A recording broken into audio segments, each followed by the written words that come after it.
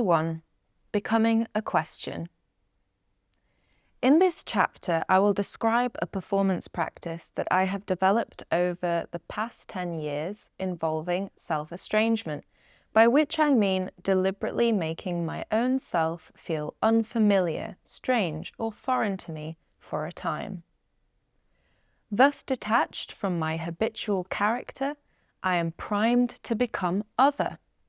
I then spend the remainder of the performance trying to find out who that other could be, and if I'm able to sustain it, allow myself to spend time in the condition of being someone else.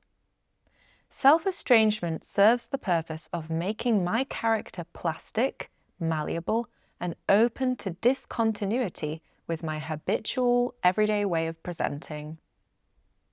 In order to find that other that I'm turning into, I slowly begin to change small, superficial details about myself.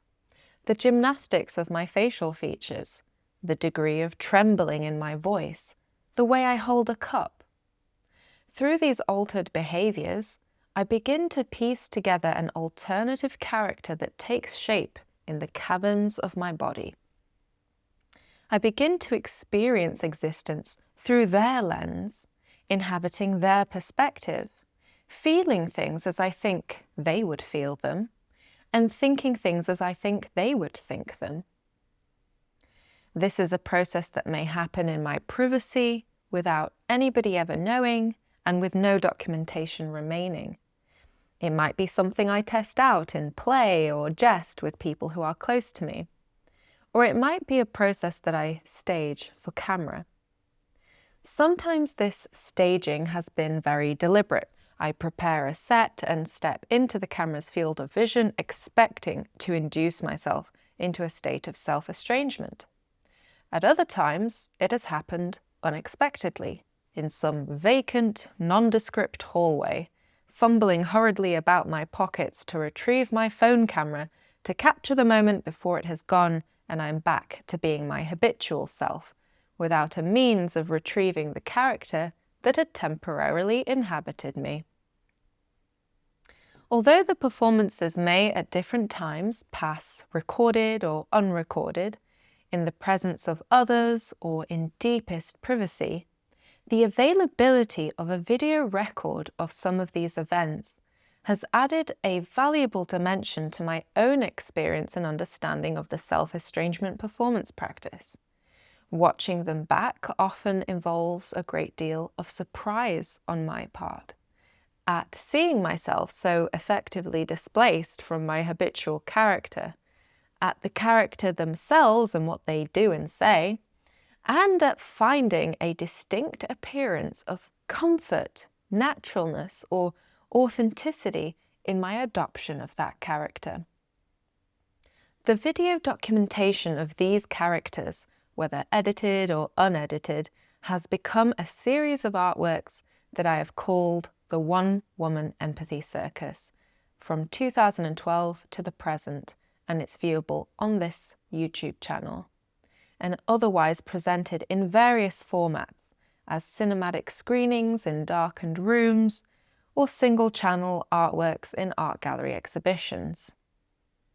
As the circus reference suggests, the works involve performing certain skillful feats that aim to dazzle the audience with a kind of contortionism of the soul, while also merely highlighting the mundane conditions of being a person inhabiting a social milieu.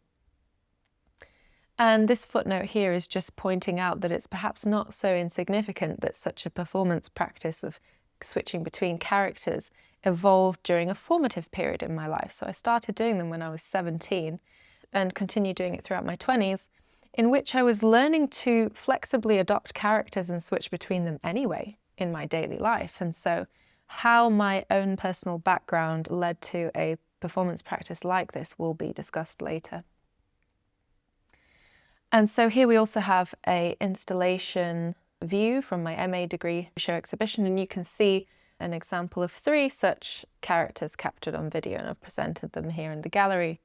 So that's just a piece of documentation of how these characters have showed up in the world in the past. And this is the point at which I entered the PhD research.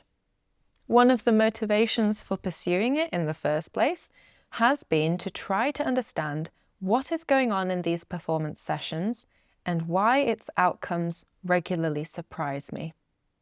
It was also a way of coming to better terms with the mechanics of the performance practice itself, how it works and how it might relate to other practices of becoming other historically.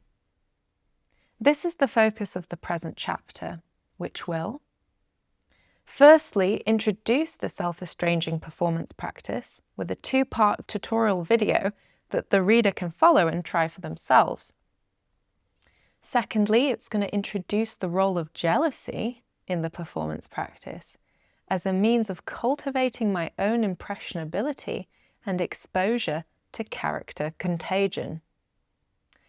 Then it's going to contextualize the performance practice within a wider historical perspective on the artist as a medium, that is, a channel through which external agency can be summoned.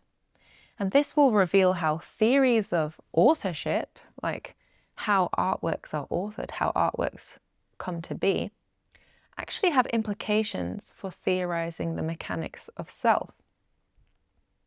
And finally, there will be a section where I will use the self-estranging activity of mirror gazing as a metaphor for how the performance practice shifts my view of myself from being an answer to becoming a question, from seeing myself as a being of essence to a being of potential.